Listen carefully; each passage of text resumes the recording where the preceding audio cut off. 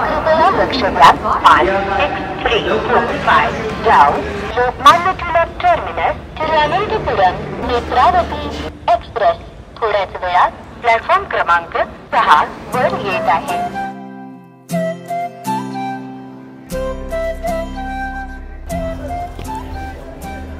हे guys, welcome back to the channel. आणि आपण चाललेलो आहोत कोकणात शिमग्यासाठी. आणि शिमगा सगळ्यांना माहीतच आहे, कोकणातला किती मोठा उत्सव आहे. सो शिमग्यासाठी गावी चाललो आहे. आणि मागे माझ्या दिसतच आहे रेल्वे आहे, पण रेल्वेची तिकीट सहजासहजी भेटत नाही शिमग्याला. पण खूप प्रयत्न केल्यानंतर तत्कालमध्ये मला तिकीट भेटली आहे. सो स्लीपरमध्ये आपले तिकीट आहे आणि जास्त टेन्शन नाही आहे. आणि जास्त ट्रेनला गर्दी पण नाही आहे आज. बघूया आपला प्रवास कसा होतो. सध्या आपण आहोत LTT लोकमान्य टिळक टर्मिनसवरती. सो इथून आता आपली जर्नी होईल स्टार्ट. सो लेट्स गो आणि बघूया ट्रेनमध्ये आपल्याला काय काय मजा येते ते.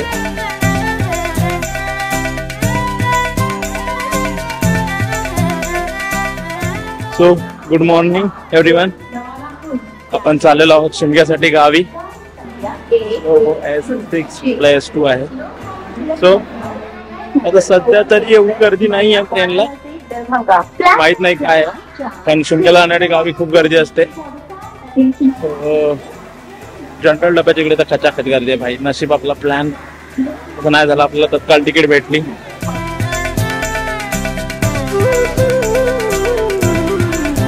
नाव सीट आहे आपली. ट्रेन तर तशी खालीच होती, पण गरमी काय होती तुम्हाला काय सांगू. सध्या मी कोणाच्या दुसऱ्या सीटवर बसलोय. पाहूया सध्यासाठी. सगळ्या विंडो बंद आहेत त्या ट्रेनच्या. काय केलं कळत नाही. वॉशिंग वरून आले आहेत. ठीक आहे, बघू. 11:40ची ट्रेन आहे. खूप लवकर आलोय. तसे 11:05 झाले. अजून हाफ एन आवर आहे. अच्छा, तर आता मग हाफ एन आवर आहे म्हटल्यावरती विंडो ओपन करायचा कार्यक्रम मी सुरू केला. आता किती वेळ झाला ती विंडो काय माझ्याकडून ओपन होतच नव्हती. तेवढ्यात तिथे समोर असलेले अंकल मला बोलले की तशी नाही खुलणार ती, तिचा क्लिप ओढावा लागेल आणि मगच ती इकडे ओढावी लागेल.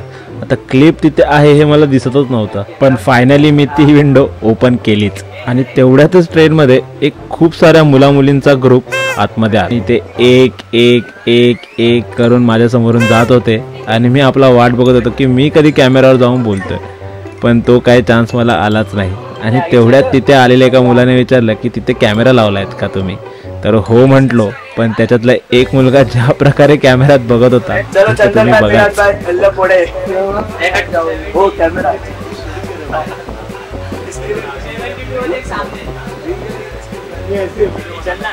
अच्छा, मैं अरे भाई गरीब हूँ क्या? बाल निकले तेरे हर बार. सेट हो जाएंगे रे, सेट हो जाएंगे.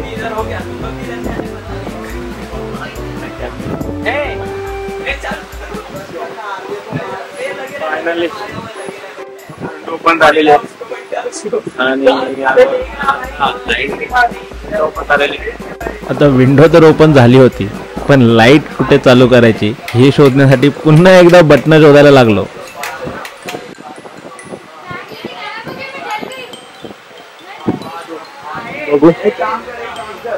आता तरी ट्रेन मध्ये अजून भरली नाही, कोणी झालं नाही. माझे वरचे सध्या खाली बसणार. बघूया. खूप विंडो वरती कोण येऊ दे नको. विंडो तुम्ही जरा बघता येईल. आता विंडो भेटू दे हे बोललं तर होतो, पण आपलं नशीब कुठे तेवढंच चांगलं आहे. त्या ठिकाणी पूर्णपणे सर्व सीटवरती लोक आली होती आणि आपल्याला आता विंडो भेटणार नाही हे कन्फर्मच झालं होतं.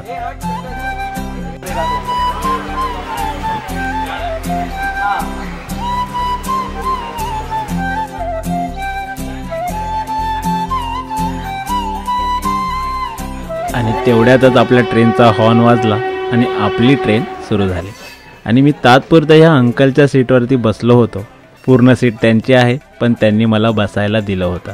त्याच्यानंतर मी त्यांना विचारलं की मी इथे थोडा वेळ बसू शकतो का चिपळूण येईपर्यंत. तर त्यांनी लगेच हां म्हटलं आणि मग माझ्या चेहऱ्यावरती वेगळाच आनंद होता. पण गरमी बाप रे.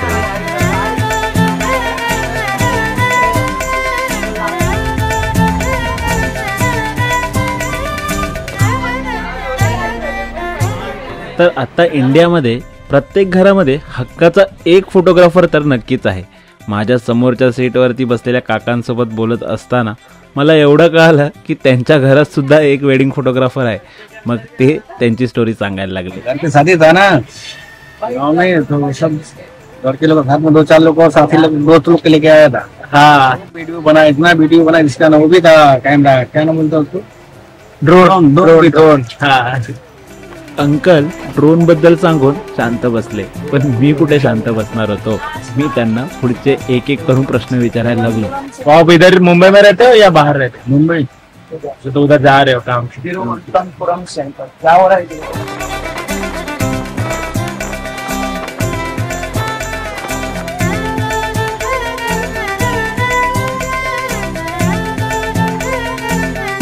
ना बड़े बड़े भाई कैमरा लेके तो ऑटोमेटिक ऐसा घूमता था, जैसा इतना दबाते जाता. हाँ, वो गिम्बल रहता है, घूमते रहते. हाँ, तो गिम्बल ऐसे घुमाओगे तो ये होता है.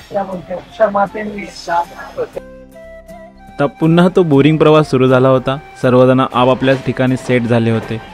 पण तेवढ्यातच ट्रेनमधला सर्वात फेमस गेम सुरू झाला, तो म्हणजे पत्त्यांचा खेळ. आणि मग काय, ते पत्ते खेळत असताना पाहून मी लगेच उभा राहिलो. तुला हे आपल्या फिल्मसाठी परफेक्ट शॉट्स आहेत. तो पत्त्यांचा खेळ चालूच होता, तेवढ्या ट्रेनमध्ये सुरू झाली ट्रेनमधली भांडणं. मग काय, मी पुन्हा एकदा निर्लज्जासारखा ते पण शूट करायला लागलो. त्यांचं काहीतरी सीटवरून वांदे झाले होते, ते एकमेकाशी त्याच गोष्टीवरती भांडत बसले होते.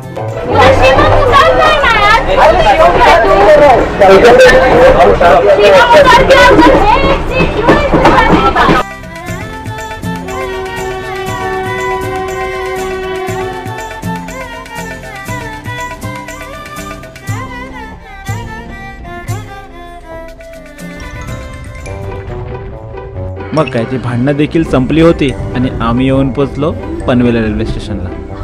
आता इथे थोडा वेळ उतरून पाय मोकळे करेन असं बोललो होतो, पण काय फायदा, इथे इतकी लोक चढली ट्रेनमध्ये की मला तर काहीच उतरायला भेटले नाही. आणि मी मात्र त्या दरवाज्यात उभाच होतो. माझ्या शेजारी असणारे ते काका कोणाशी तरी फोनवरती बोलत होते. ते ऐकून मला खूप हसायला येत होतं, पण कसं तरी मी ते कंट्रोल करत होतो. मग थोड्या वेळाने ट्रेन पनवेल स्टेशनवरून निघाली आणि मी माझ्या सीटवरती परत एकदा गेलो. का तर बाबा, सीट माझी जाऊ नये, कारण खूप सारी लोक चढले होते ट्रेनमध्ये.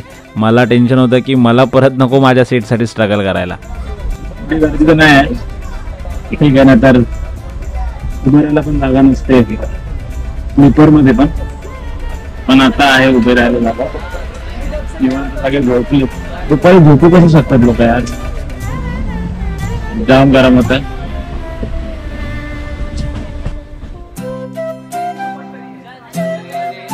आता लोक निवांत झोपली होतीच की तेवढ्या ट्रेनमध्ये खूप साऱ्या बायका आल्या.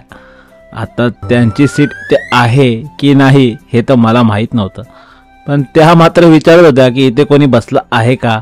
आता मी काय उत्तर देणार, कारण सीट तर माझी पण नाही आहे ही. आता मी आपला गपचूप बोललो की इथे काही लोक बसली आहेत, पण त्यांची रिॲक्शन अशी होती की काय बोलतोय हा.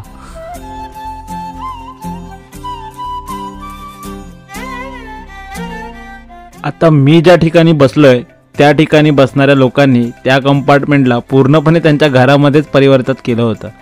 मग काय, सगळीकडे टॉवेल लटकले, कोणी टी शर्ट लटकवलंय, तर कोणी मस्तपैकी पसरून झोपलंय. पण ठीक आहे, तेवढ्यात तिथे सुरू झाली ट्रेनमध्ये होणारी शॉपिंग. कोणी कानातलं घेत आहे, वेगवेगळ्या गोष्टी तिथे पाहायला लागलेत. आणि मी नुसताच नोटीस करतोय सर्व गोष्टी.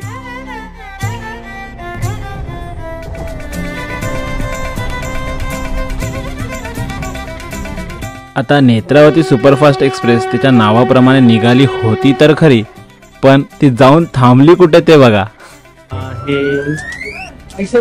ट्रेन स्टॉप काहीतरी झालं आहे आणि ट्रेन थांबली. आता बघूया, आणि थांबली पण कुठे बघा. आता टनलच्या एंट्रन्सवर येऊन उभी राहिलेली ही ट्रेन आता काय होणार हे माहीत नाही. ट्रेनला क्रॉसिंग कुठे लावलंय ते तरी बघा.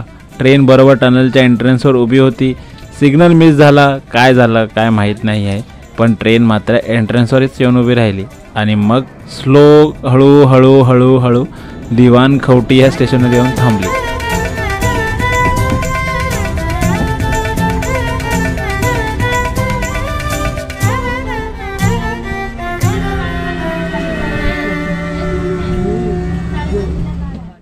आता कोकण रेल्वेमध्ये एकदा ट्रेन का क्रॉसिंगला उभी राहिली की ती काय लवकर हलत नाही.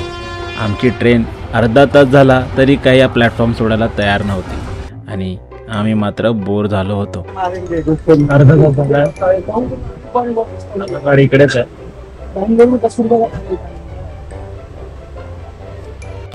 आता तुम्ही ट्रेनमध्ये कॅमेरा घेऊन जर कॅमेराशी बोलत असणार तर लोक तर तुम्हाला नोटीस करणारच. त्यांच्यामध्ये थोडीफार क्युरिओसिटी तर क्रिएट होणारच.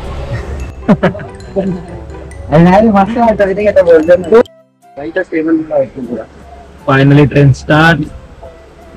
3:50चा टायमिंग होता आपला. 3:30 झाले. आता दिवाण खवटीला ट्रेन. हे 4:15 पर्यंत पोहोचू आपण चिपळूणला. भाई लय गर्मी आहे. स्लीपर शिवाय फिरू नका. लय गर्मी.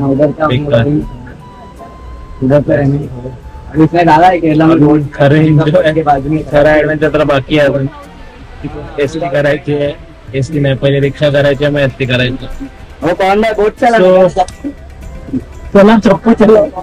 दोन ट्रेन क्रॉसिंगला थांबली गाडी. Superfast express.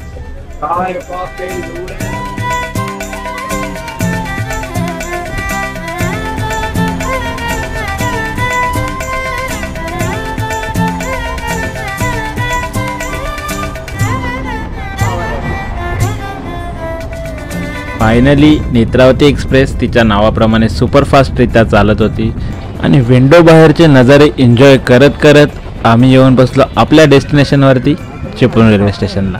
आणि चिपळूण रेल्वे स्टेशनला उतरल्यानंतर आपला नवीन टास्क सुरू होणार आहे.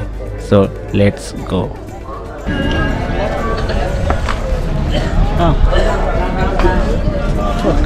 आता आपल्याला शेअरिंग ऑटो शोधायचे डेपोपर्यंत. एसटी पकडून घरी. सगळ्यात मोठा टास्क तोच आहे की आपल्याला एसटी पण भेटली पाहिजे आणि सर्वच झालं पाहिजे नीट. मी जो मूर्खपणा केला आहे तो तुम्ही नक्कीच करू नका. बॅगा घेऊन चालायचा आलेला कंटाळा, यामुळे मी शॉर्टकट घेतला. शेअरिंग ऑटो शोधायचे आहे आपल्याला. लेट्स.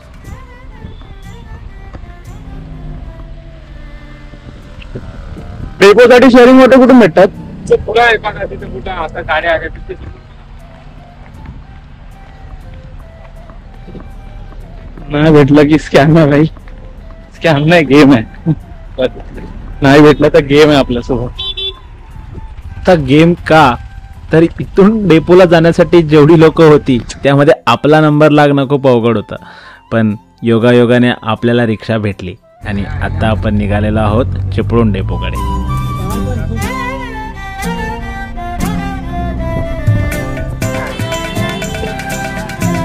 लहानपणीपासूनच एसटीचा मला खूप त्रास होतो आणि आहे चिपळूण डेपो. आणि आता इथूनच आपल्याला एसटी पकडून जायचं आहे आपल्या गावी. सो इथून होणार आहे मेन टास्क. जाम स्ट्रगल आहे भाई सीट मिळवण्यासाठी इकडे एसटीची. लास्ट टाइम रात्री आलेलो ना, त्याच्यामुळे इझिली भेटली होती. पूर्ण बसच खाली होती. आता बघा, आता बसायला पण नाही भेटणार असं वाटतंय. बघू आता जी येईल त्याच्यात आपण बसायचं. आता येईल त्या बसमध्ये बसायचं बोललो होतो, तेवढ्यातच लगेच आली गुहागर एसटी. मग काय धावत गेलो दरवाजाजवळ. पण चढणाऱ्या आणि उतरणाऱ्यांची एवढी गर्दी होती की मला सीट भेटते की नाही हा सगळ्यात मोठा प्रश्न होता माझ्यासमोर. पण मला सीट भेटली. पण एस टीमध्ये जी गर्दी होती ते पाहून मला परत आता उतरताना जो स्ट्रगल होणार आहे याचं टेन्शन जास्त झालं होतं.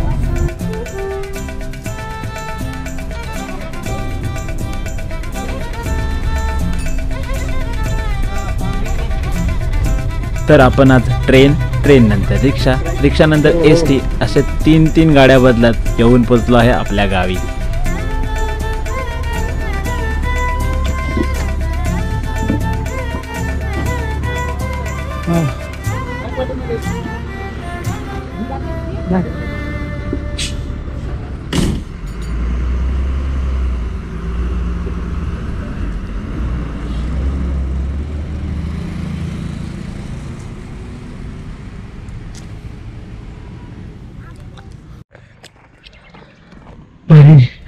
ट्रेन, ऑटो आणि ST अशा 3 गाड्या चेंज करून आपण येऊन पोहोचलो आहोत आपल्या गावी. सो उद्या आहे पालखी. मजा येणार आहे खरंच. खूप भारी वाटतंय. Let's see. यार एक्झॉस्ट व्हायला झालं यार फुल. कारण काय गरम होता यार. वाफ मारत होती ट्रेनमध्ये तर खतरनाक.